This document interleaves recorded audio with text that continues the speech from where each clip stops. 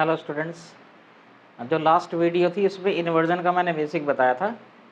ये इन्वर्जन की class second है। इसमें लेते हैं गाइस कि कब हमें इन्वर्जन यूज़ ही करना है। ये बहुत ज़्यादा एग्जाम में आते हैं, हर कंपटीशन में आते हैं, तो उसको ध्यान से पढ़ना। बड़ा सिंपल है, एक लाइन में सारे नियम खत्म हो जाएंगे, है ना। बस आपको प्रैक्टिस से याद क्या करना पड़ेगा, प्रैक्टिस करनी पड़ेगी इनकी, तो आपको ये भी लर्न हो जाएंगे, है ना, समझ में आ जाएंगे एक तरह से। समझ में तो कल ही आ गया होगा। चलिए गाइस, बिना देर के स्टार्ट करते हैं। हमें यूज़ कब करना है इन्वर्जन, है ना।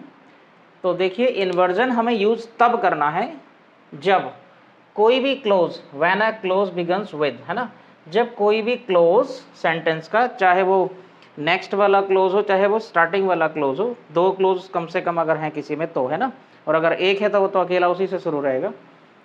इनमें से किसी से भी शुरू है, जो मैंने ये लिख रखे हैं, फर्स्ट ब्लैक में जो लिख रखे हैं, सेकंड वाले, थर्ड वाले और फोर्थ वाले, मतलब इनमें से किसी से भी अगर कोई भी क्लोज शुरू है सेंटेंस का, अगर वो सिंगल क्लोज का सेंटेंस है तो शुरू ही सेंटेंस उससे होगा, डबल क्लोज का सेंटेंस है तो बीच में भी हो सकता है इनका यूज़ अगले क्लोज को शुरू करने के लिए, तो हमें इन्वर्जन का ही लगाना पड़ेगा।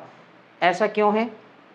क्योंकि गाइस ये सारे के सारे अगर आप देखेंगे तो सारे ना नेगेटिव हैं, नेवर नेगेटिव है, seldom, hardly, scarcely, rarely, barely, no sooner, सब नेगेटिव हैं।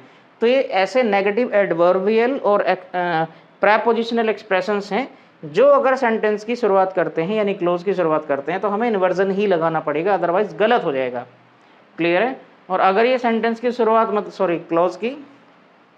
क्लोज या सेंटेंस की शुरुआत नहीं कर रहे हैं, बीच में कहीं भी हैं, स्टार्टिंग में नहीं है मतलब, तो हमें इन्वर्जन की ज़रूरत नहीं है, तो वो ऐसे ही यूज़ हो जाएगा, कोई दिक्कत नहीं है। अगर ये शुरुआत करते दिख गए तो आपको 100% क्या लगाना पड़ेगा, इन्वर्जन, और वो ही सही होगा, अदरवाइज सेंटेंस गलत हो जाएगा। क्लियर? जैसे देखिए,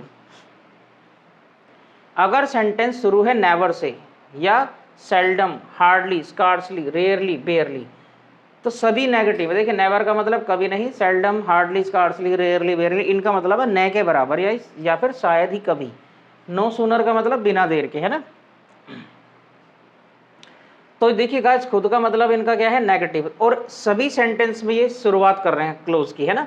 देखिए, सेल्डम से शुरू है, ये सेल्डम से शुरू है, ये हार्डली से शुरू है, ये नो सूनर से शुरू है। मान लो इन सब में जैसे यहाँ पे मैं सेल्डम बीच में लिख दूँ तो इन्वर्जन की ज़रूरत नहीं है, या हार्डली बीच में लिख दूँ तो इन्वर्जन की ज़रूरत नहीं है, यहाँ नो सूनर बीच में लिख दूँ तो भी मतलब सब्जेक्ट के बाद लिख दूँ तो इन्वर्जन की ज़रूरत नहीं। सब्जेक्ट के पहले हैं, क्लोज को शुरू कर रहे हैं, तो सेंटेंस किस में बनाना पड़ेगा, इन्वर्जन में। क्लियर? जैसे हम इस सेंटेंस को ये नहीं कह सकते seldom they knew about our plan, बिल्कुल नहीं कह सकते, है ना। हमें क्या बनाना पड़ेगा, इन्वर्जन। और एक चीज़ और है गाइस, जितने भी नेगेटिव एक्सप्रेशन है, तो आपको पता है नेगेटिव और इंटरोगेटिव सेंटेंसेस में क्या लगता है, हेल्पिंग वर्ब जरूर लगता है ना। तो नेगेटिव में तो लगना ही लगना है हेल्पिंग वर्ब, तो इसी की वजह से ना इनमें हेल्पिंग वर्ब जरूर लगती है, क्योंकि ये कैसे एक्सप्रेशन है, नेगेटिव एक्सप्रेशन है। क्लियर है? इसीलिए इनके साथ सबके क्या होगा, इनके तुरंत बाद हेल्पिंग वर्ब होगा, यानी सब्जेक्ट के पहले कौन होगा, हेल्पिंग वर्ब। क्लियर? देखिए, seldom did they know about our plan, मुश्किल से ही वो हमारे प्लान के बारे में जानते थे। वही मैंने कल मतलब लास्ट वीडियो में बताई दिया था, बड़ा चढ़ा के कह रहे हैं ना कि भैया मुश्किल से जानते हैं। अरे यार, होता है ऐसे ही। Hardly had I got there, मुश्किल से ही मैं वहाँ गया था जब मैंने देखा कि वो मेरी तरफ आ रहा है, मतलब मुश्किल से ही मैं वहाँ पहुँचा था कि मैंने देखा वो मेरी तरफ आ रहा है। तो ये हार्डली है, इससे क्लोज शुरू है, तो हमने क्या बना दिया, इन्वर्जन, है ना। इन्वर्जन में क्या बताया था मैंने, हेल्पिंग वर्ब सब्जेक्ट के पहले, तो यहाँ सभी में क्या है, सॉरी, हेल्पिंग वर्ब सब्जेक्ट के पहले है, और सेंटेंस ना तो इंटरोगेटिव है ना, इंटरोगेटिव नहीं है। No sooner had they start, देखिए नो सूनर से स्टार्ट था, फिर से हमने क्या बना दिया, इन्वर्जन बना दिया। सब्जेक्ट के पहले क्या है, हेल्पिंग वर्ब है। Started their walk when it started to rain, मुश्किल से ही, मतलब जैसे ही, मुश्किल से नहीं, जैसे ही उन्होंने चलना शुरू भी नहीं किया था यार, मतलब जैसे ही शुरू किया बारिश शुरू हो गई, चलना सही से शुरू भी नहीं किया था, नेगेटिव सेंस है ना, कि बारिश होने लगी यार, है ना। कितना, अरे यार मैं तो चलना शुरू भी नहीं किया था, अभी बारिश होने लगी, तो उस सेंस में ये है। अब इसमें एक और चीज़ जो कंजंक्शन की मैं वो बता देता हूँ। अगर गाइस ये है हार्डली, स्कार्सली, रेयरली, बेयरली। अगर ये इनका कंजंक्शन के रूप में, पेयर के रूप में हमें देना पड़े तो नॉर्मली हम गलती करते हैं देन लगाने की, वो गलत है। अगर हार्डली, स्कार्सली, रेयरली वगैरह का पेयर आए कंजंक्शन के रूप में, जैसे यहाँ पे देखिए, यहाँ ये कंजंक्शन है वैन, तो हमें हार्डली की वजह से वैन ही लगाना पड़ेगा, देन नहीं लगा सकते। क्लियर है? कुछ नहीं लगा सकते, केवल वैन लगेगा। यानी इनका जो पेयर है, इनका कंजंक्शन का जो पेयर है वो क्या होता है? वैन होता है। क्लियर है? क्या होता है? वैन। ऐसे नो सूनर का क्या होता है गाइज? देन। नो सूनर का जो पेयर होता है कंजंक्शन के रूप में क्या होता है? देन। तो ये गलत है गाइज, यहाँ पे क्या लगेगा? देन, है ना। तो देखिए यहाँ पे वैन लगा रखा था, तो इसका जो पेयर है देन, नो सूनर का, वो देन होना चाहिए था, तो वैन की वजह से सेंटेंस ये गलत था। इन्वर्जन तो सही बना था, लेकिन ये यहाँ वैन था कंजंक्शन, तो यहाँ गलत था। अब हमें क्या लगाना पड़ा है? देन। ऐसे यहाँ पे अगर मैं वैन लगा दूँ, यहाँ वैन के बदले देन लगा दूँ, तो ये भी गलत हो जाता। कंजंक्शन का पेयर है वो कोई बात नहीं, कंजंक्शन में भी कवर हो जाएगा। वैसे तो सिंपल है, इनके साथ वैन आएगा और नो सूनर के साथ देन आएगा। क्लियर? अगला एक्सप्रेशन देखिए, ओनली से बने टाइम एक्सप्रेशन हो या फिर ओनली के साथ प्रेपोजिशनल फ्रेज हो, है ना। मतलब ओनली के बाद एक प्रेपोजिशन होगा, उसके बाद भले कुछ भी लिखा हो, अगर वो सेंटेंस को शुरू करता है तो ओनली के बाद तुरंत बाद समय लिखा होगा। जैसे देखिए, only later, only then, only after, only once, only when, सब ये समय के ही है ना, सब ये समय के ही हैं।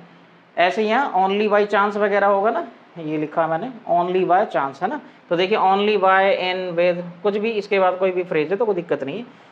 अगर इससे सेंटेंस शुरू है तो हमें क्या बनाना पड़ेगा? इन्वर्जन बनाना ही पड़ेगा, अदरवाइज वो गलत हो जाएगा। जैसे only once did I go to Agra when I was in UP, कि जब मैं यूपी में था ना, तो एक ही बार गया था यार मैं तो आगरा, है ना।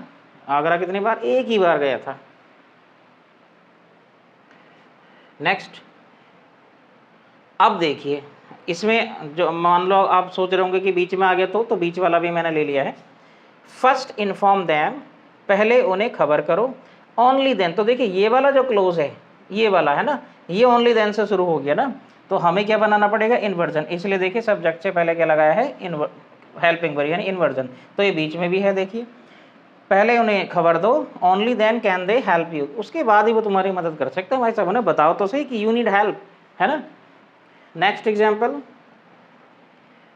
Only by chance had Sonu discovered where the dogs were resting, है ना, कि तुक्के में मिल गए भाई सोनू को, है ना कि बाई चांस का मतलब क्या है? तुक्के में, केवल तुक्के में सोनू को मिल गए। कुत्ते आखिर कहाँ लेट मारे पड़े थे? रेस्ट कर रहे थे, आराम कर रहे थे, है ना। लेट मारे पड़े होंगे, फैले पड़े होंगे है ना। अगला देखिए, अगर प्रेपोजिशंस किससे, प्रेपोजिशनल फ्रेज किससे बने? नो से, यानी प्रेपोजिशन से शुरू है, बीच में नो भी है, तो अगर सेंटेंस की शुरुआत करके फिर से इन्वर्जन लगेगा। फॉर एग्जाम्पल, इन नो वे, किसी भी तरह से नहीं या किसी भी तरीके से नहीं। एट नो टाइम, बिना किसी देरी के। अंडर या इन नो सर्कमस्टांसेस, बिना मतलब किसी भी परिस्थिति में नहीं, है ना, किसी भी परिस्थिति में नहीं। अगर ये सेंटेंस या क्लोज को शुरू करेंगे तो फिर से वो इन्वर्जन लगना है ना। अंडर नो सर्कमस्टांसेस, तो देखिए पूरा है, ये प्रेपोजिशन है, फिर नो है ना, ये फ्रेज है। पीपल है, तो पीपल के पहले क्या आ गया? इन्वर्जन की वजह से हेल्पिंग वर्ब आ गया ना।